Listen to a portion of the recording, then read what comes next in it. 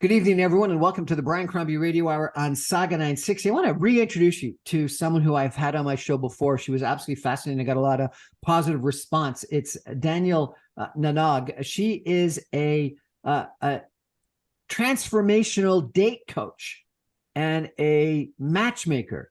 And she, over the past 5 years, has helped, she says, over 500 women and over 50 men tap into their confidence and break through their ineffective dating patterns so they can attract substantial relationships through her personal methods and experiences of a variety of relationship dynamics. We've chatted about that a little bit, but we also chatted a lot about femininity and about how females needed to refine their femininity and the challenge that a lot of people that she's dealt with, successful entrepreneurial females that have been challenged actually finding their femininity. And then she posted a really interesting post about the 3 different types of females finding their femininity. And so I thought it'd be really interesting to check in with Danielle again and find out what these 3 different females are and why it's such a challenge to express their femininity in today's world. Danielle, welcome back to the show. Thanks for having me here, Brian. It was such a great time it was great having a chat with you the other time. So tell me, what are these 3 different types of females and why is it important to understand this when trying to understand their femininity? Yes, the 3 different types of females. I do want to give credit where credit is due. This article was written by someone with the brand name, The Feminine Energy. The Feminine Energy. I couldn't find the actual name of the author. That's just their brand. So I posted that recently so that women can get a feel of where they're at in their feminine journey. So the first one I want to identify is a woman that is in their wounded feminine energy. Think of someone who is often anxious. They have the anxious attachment style, and they tend to blame themselves for everything and blame everyone else. And there's a specific type of men they tend to attract. And the type of men they attract is definitely men that are emotionally unavailable. Because the wounded feminine, even though she feels like she is emotionally available, she is also emotionally unavailable herself. So it's an interesting phenomenon. And then the second feminine energy, or what really this is the masculine energy, and something I was heavily familiar with, is the woman that probably got hurt in her wounded feminine energy and then became hyper independent. She became the exact opposite of that, where she was too independent. She felt like she couldn't rely on any man. And when she does open herself up to date a man, the kind of men she tends to attract tend to be in their feminine energy, or the narcissist that feeds on her overgiving energy. So that's the second type of woman. Okay. And then the third feminine woman is actually the evolved version of those 2. So she's more in touch with her feminine energy, and she comes with a confident energy where she knows she'll be taken care of no matter what. Like she has a balance of knowing how to take care of herself, and her tolerance level is very low when it comes to anyone that is going to sabotage it. She's created her own sense of peace. In a way, she's a lot more firm with her sense of peace than the one in the feminine energy type 1 and feminine energy type 2. Feminine energy type 1 and 2, they both are people pleasers. So why do you think it's important to understand these 3 different types? I find it important because I know there's a lot of women that relate to at least one of them. Because when I read this article, I read these different types and I'm like, wow, these were different stages in my life. And I remember how I evolved through each of them and saw my own journey. So this helps me see where they're at in their journey, if they know which of these three they're at. So I think that the argument that I guess I got from the article and I got from the conversation I had with you, and maybe I'm wrong here, but maybe you could elaborate or correct me, was that in today's world, a lot of women find it difficult to be feminine. Is that correct? Mm-hmm. Oh, that is correct. Yeah, they have a hard time. And that's because they're either wounded or because they're too strong, or what is it that society wants them to lean in, or tell me why? It's a means of survival. So when they have their own version of survival. So I'm thinking from type 1, feminine energy type 1 point of view, they feel like they have to latch on to somebody as a means of survival. So if you think about it, they're very codependent.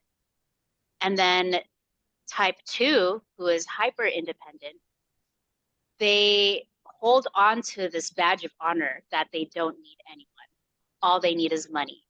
So ironically, as much as they don't want their relationships to be transactional, it turns out that way because they've gone into the deep end of protecting themselves from getting hurt again. So there's different kinds of psychological battles through each of those two types. The third one, she's more at peace with herself, right? But the other two, yeah, they struggle with different kinds of battles. And are most females in either 1, 2, or 3? Most females are 1 and 2. Oh no, actually, most females, modern women, especially the successful entrepreneur types, they're in 2. So it's transactional, that they're strong, they're independent, they're more masculine, and they have challenges in establishing relationships where they can be feminine?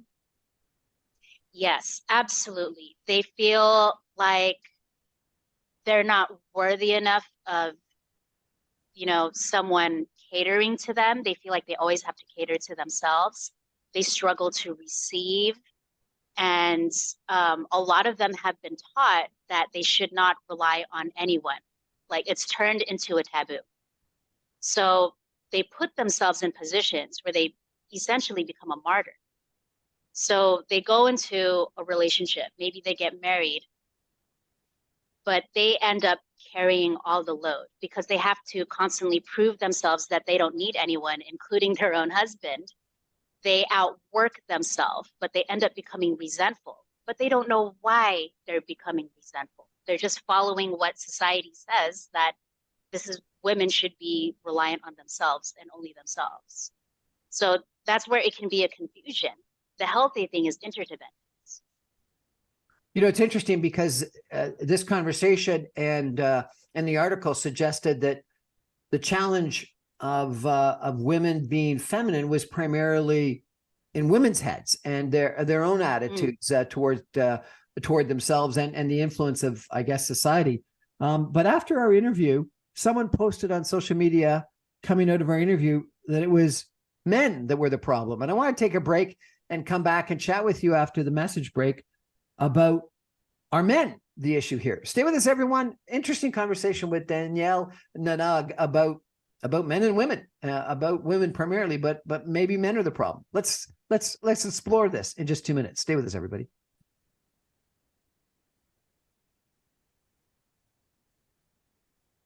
Welcome back, everyone, to the Brian Crombie Radio Hour on Saga 960. We're talking about women and femininity tonight, primarily with Danielle Nonog, who is a transformational date coach and a matchmaker. I've chatted with her before, and we started out talking about the 3 different types of women from a femininity standpoint. And the first, Danielle, was a wounded feminine that was codependent. The second was one that I guess had reacted to that and had become almost very masculine and independent and had difficulty expressing her femininity. And then the third maybe I had this wrong, was sort of one that was comfortable in her own skin. Is that correct? And was able to be feminine and successful. Maybe we'll come back and explore that a little bit more. But, I got to tell you, I was really interested to see a post after our first interview where we talked about femininity and the challenge females had in society of expressing their femininity. And someone said, reflecting on Danielle Nonog and Brian Crombie's interview, women adopt many strategies for dealing with this, but they all come down to some attempt to keep themselves safe in a world where all protections have been removed. They may seek to withdraw from men, become bitter, become predatory themselves. They seek to capitalize on their beauty or whatever other assets they have in order to secure resources and make themselves feel safe. So we end up with a society filled with immature, resentful men and frightened, desperate women seeking power, status, and attention as a means of achieving a sense of safety. Establishing lasting relationships and families in this environment is made even more difficult. And here it is, the most interesting part. Because the problem starts with men, so must the solution. The only way out of this mess is to teach men to value their honor, to see that their fulfillment lies in shouldering responsibility, not in avoiding it, and that they and their masculine nature are good and valuable. Wow. It's almost saying men got to be men, masculine, not like this empathetic men that society is telling us we've got to be. Wow, there's a lot of confusion there. Here's what I want to touch on first. Here's the thing. Masculine men, they were much more common back then. And, maybe this person is more familiar with the modern men today. And, there's masculine men out there today, but they weren't as easy to find compared to back then before the feminist movement. So the feminist movement is part of it, even though it meant well, women to have their freedom to do whatever they want. But it caused them to be in this proving energy and having to compete with men. So now men are also on edge, or they feel like they have to do the right thing by allowing the woman to take the lead or allowing the woman to take charge of everything. So now, and also what I want to say with what you just said, Brian, is it doesn't mean that we don't want men that are empathetic. Still be empathetic, but also keep your masculine frame and your strength. And that's what us women are looking for. We want, if you think from an animalistic point of view, women, we carry eggs, right? So we want to be able, we carry eggs. Okay. Right? Yeah. So we want to choose the right person we want to nest with, essentially. So when we think of a masculine man, we think of a masculine man that is able, yes, financially provide is the obvious part, but also being able to create an overall stable environment, which includes emotional stability. So think of like a healthy father figure that is able to hold all of that. And it's hard to find that. I think the men she's referring to are the young gentlemen that are confused about that, and they feel like, but wait, women can handle all the financial stuff. We don't need to do that. So it's understandable that in the modern society, they're very confused, especially the men. So yes, their masculinity does need to be present. So she's right in that regard. But we also, as women, need to soften up and learn how to trust and be more, there's a part of us that needs to be empathetic too. And I get it, because of this movement, the feminist movement caused us to hold so much rage against men. It makes it hard to soften up. So there's work on both sides. There certainly sounds like there's work on both sides, but this person was suggesting it was primarily men that needed to man up. So it's hard I can see how it's confusing for modern men, because like it I is, said, it's they're very trying to do the confusing right for thing. modern men. They're just trying to do the right thing. They think the right thing is to let her lead. But what women are craving is for the men to lead. But how can they have them lead if they also don't trust men? It's like a vicious cycle. So it's a lot of work on both ends. So when you counsel men, not women, but men, what do you tell them? I tell them that most of them, they get to hold their own frame. Don't become a yes man. Because what I've found when I've been in conversations with men is they really try to please the women. They try really hard, and I wish women knew this. And it comes out wrong because so many women are so aggressive nowadays. They're so used to being in charge. And believe me, I know that's exhausting because I used to be that woman. But yeah, there are men trying so hard. But the advice I often tell them is to be firm within your own needs, be firm within your own frame, and know what it is that's valuable to you. Don't always pay attention to what's valuable for the woman. So yeah, there's a lot of things because there's also different types of men that need different things too. You mentioned a couple of minutes ago that often when a woman was this wounded feminine, the first definition, they ended up getting into codependent relationships. I don't understand that. Can you explain what's a codependent relationship?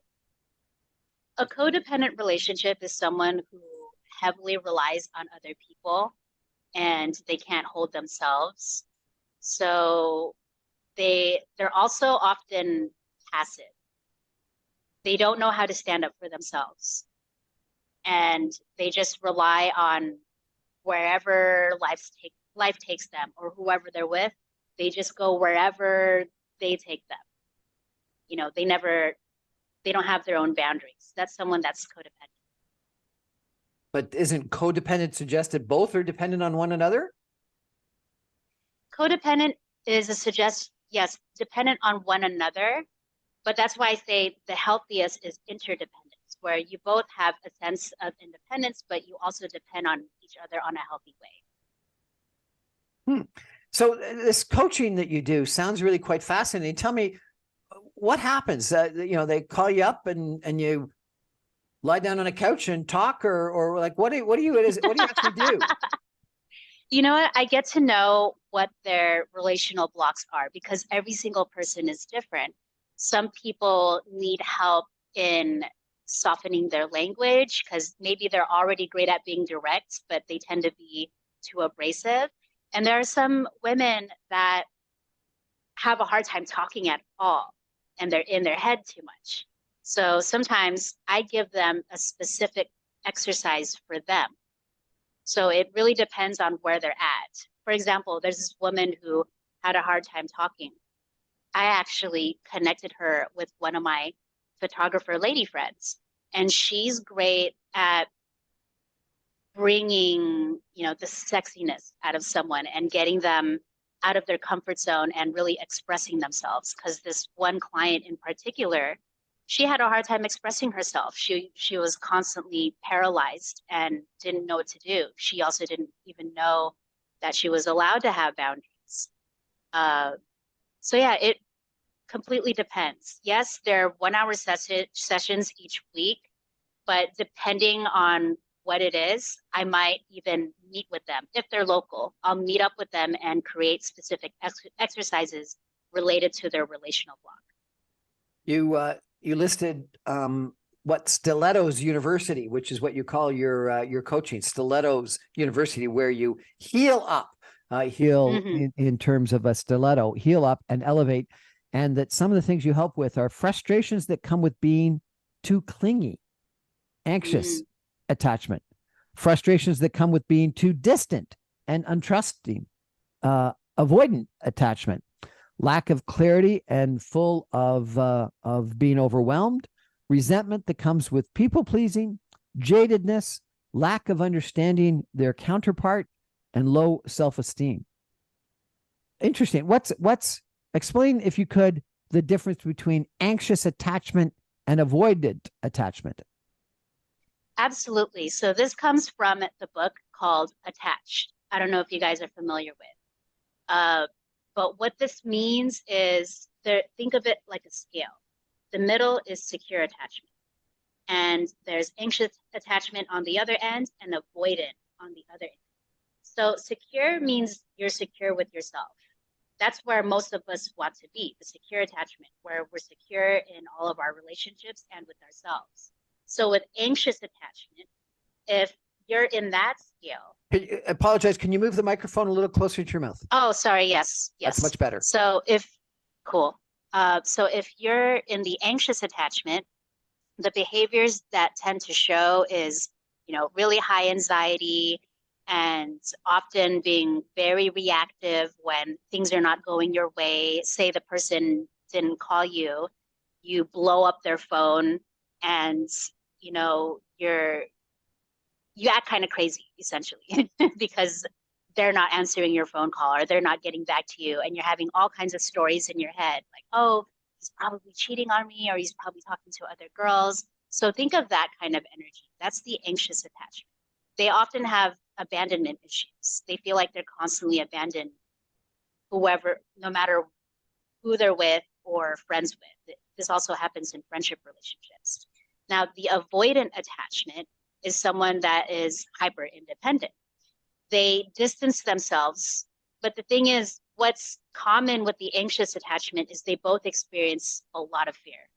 So even though the avoidant attachment, they try to act like they're cool and they're not bothered by anything, they're actually very much bothered by what's happening. So they distance themselves. They also shut down or they put walls, and it often leaves the anxious attachment, and they tend to attract each other. It tends to leave them guessing. The guessing part attracts them to the avoidant, but it's an unhealthy dynamic. So the key thing is, like, both attachments want to get to the middle, the secure attachment. But it sounds to me like you think a lot of people are on the extremes.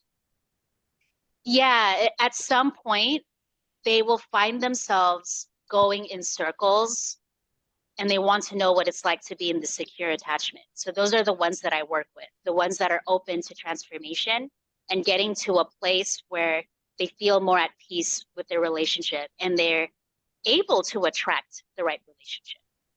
Because whatever they're doing right now is not working. We're going to take a break for some messages and come back in just 2 minutes. And I'm going to ask Danielle, if I was a client of hers, what would she ask me? I want to get a sample of what would actually happen in this coaching scenario. Stay with us, everyone. Back in 2 minutes.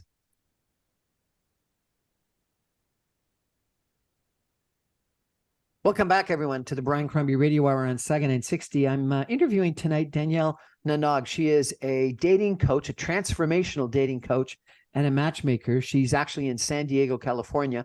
I got connected up with her from someone I interviewed in Ottawa that said that she was an expert on finding your femininity, and she was written or she posted a post and then commented on 3 different types of females and how they were struggling trying to find their femininity. We've talked about attachment, both anxious attachment and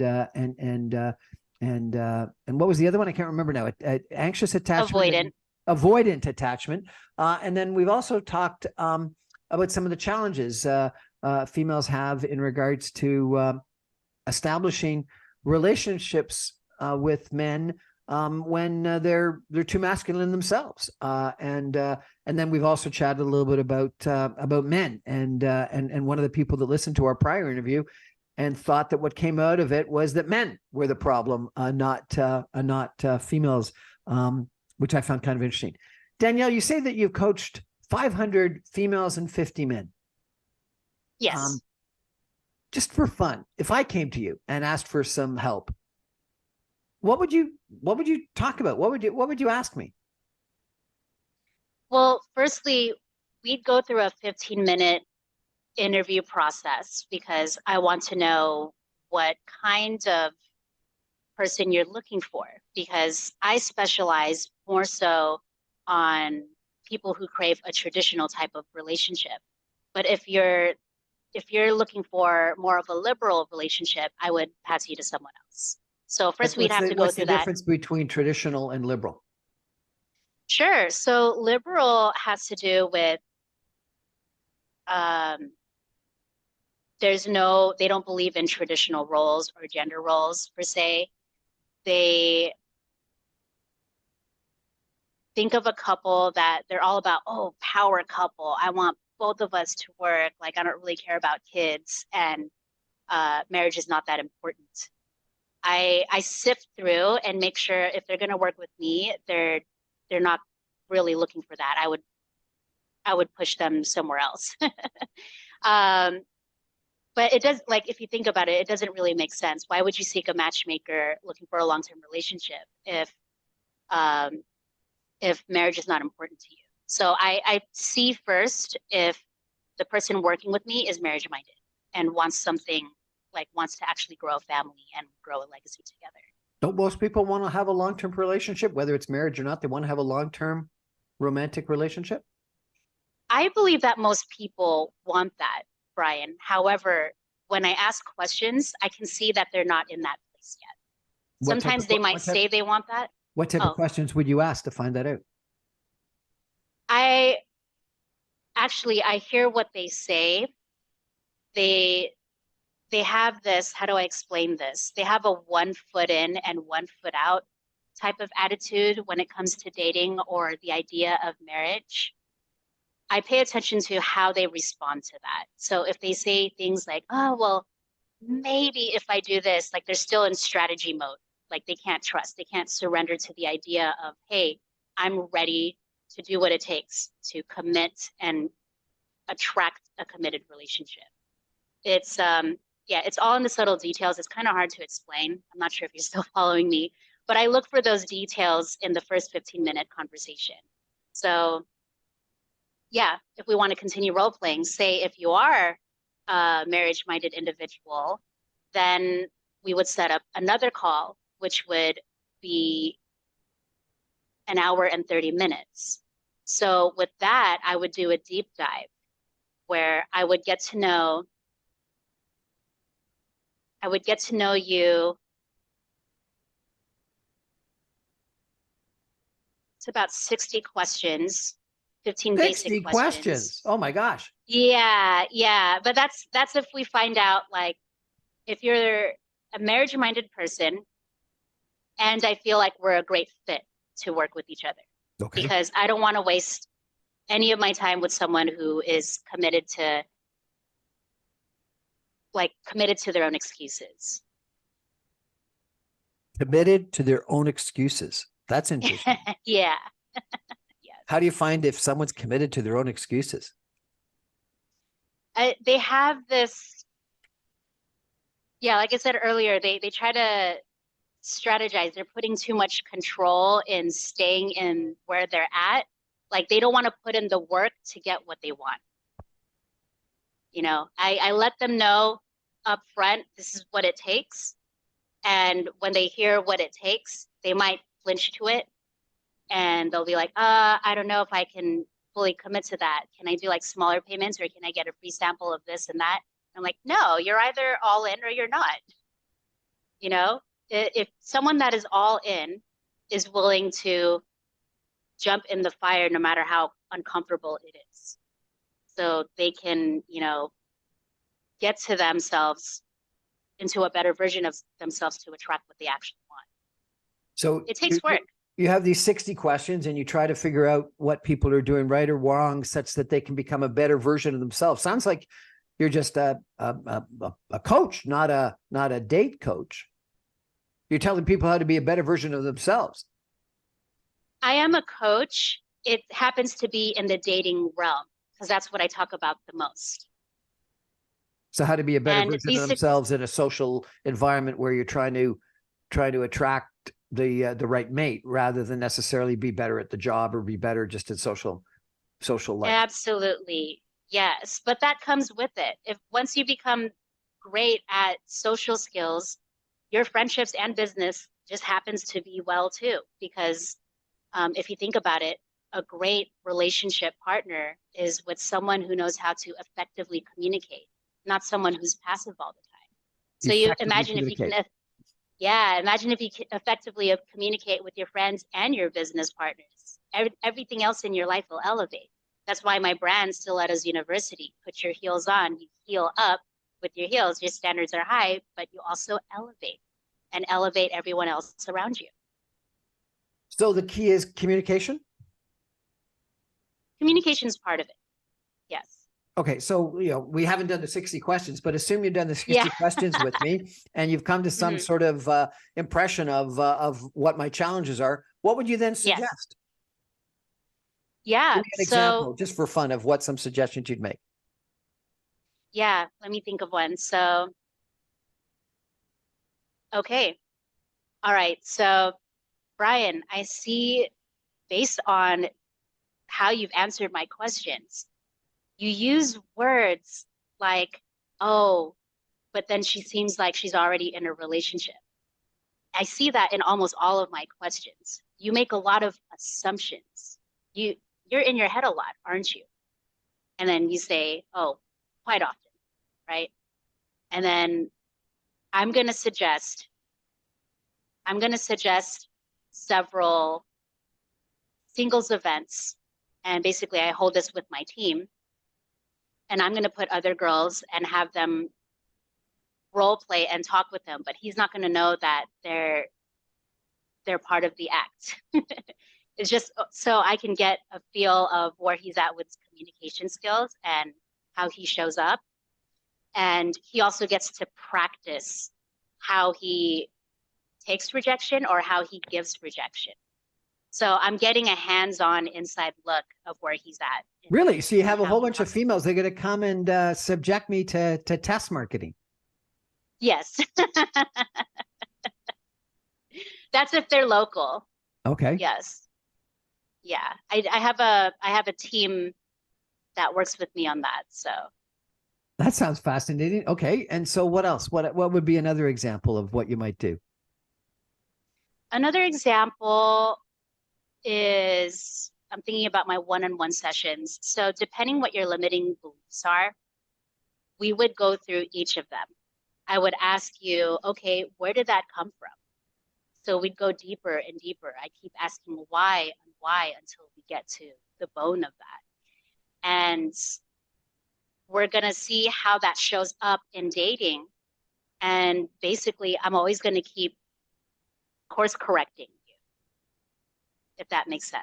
Yep. So that he's constantly, you might feel, oh, geez, okay, I did that again. So it's a repetitive process of that. Really quite interesting, fascinating. You ended up posting as well a thing on Femme and Fierce, and you said that females struggling to be or wanting to be feminine on dates had to do a couple of different things. I want to ask you about this. Having conversation and vetting skills is important, but what single independent women often forget is what femininity oozes. That femininity oozes when you're relaxed and comfortable with ourselves, as opposed to being interrogative and competitive, aka the city girl or ratchet behavior. Have the mindset that you're out to have a great time, no matter what happens, whether things work out or not. You're effortlessly attracting new opportunities. So, yes. Do you think too many females are interrogative and competitive? Yes, absolutely. Yeah, think of the attitude. It's funny, I put the word ratchet in there, but think of the attitude where they feel like they have to, it's like the boss babe trope. She feels like she has to be on top no matter what, including against guys. So she feels like she has to be tough every time. And interrogative, as in she's asking questions in a way where the guy feels trapped and now he feels tested. It's normal to test them in like normal dates, but not in an interrogative way where he feels trapped, where now both of you are uncomfortable, So yeah, dates are meant to be playful. They come and with being their feminine. list of the top 10, their criteria that they're looking for. Right. They're very hardcore. But that loses the sexiness of the date and in relationship. What's ratchet behavior? So ratchet behavior, ratchet is basically another word for ghetto. So like low class. Okay. So Yeah, they tend to be rude. people have to be more relaxed, and when they're more relaxed, their femininity oozes out. Is that correct? That's correct. Yes. Sounds like that's the best way to have a date, is just be more relaxed. We're going to take a break and Yeah. come back with some concluding comments with Danielle Nonog in just 2 minutes, a dating coach and a transformational dating coach and matchmaker. Stay with us, everybody.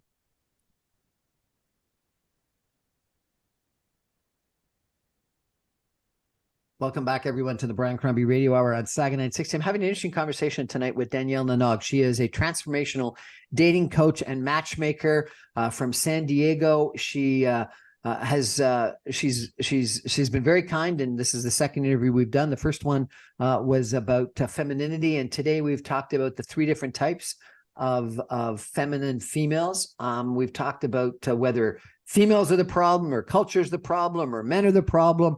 And we've talked a little bit about, what she would do if people actually asked her to help them out with transforming their dating, which has been kind of fun.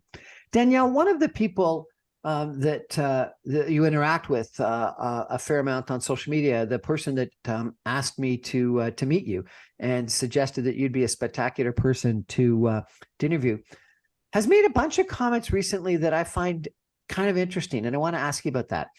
And it's almost suggesting that there's nothing wrong with looking for a sugar daddy, that you can be transactional in a relationship, and that females don't want someone that's going to be the provider. Tell me about that. What do you think about that attitude? That's interesting. And I know what she means by that.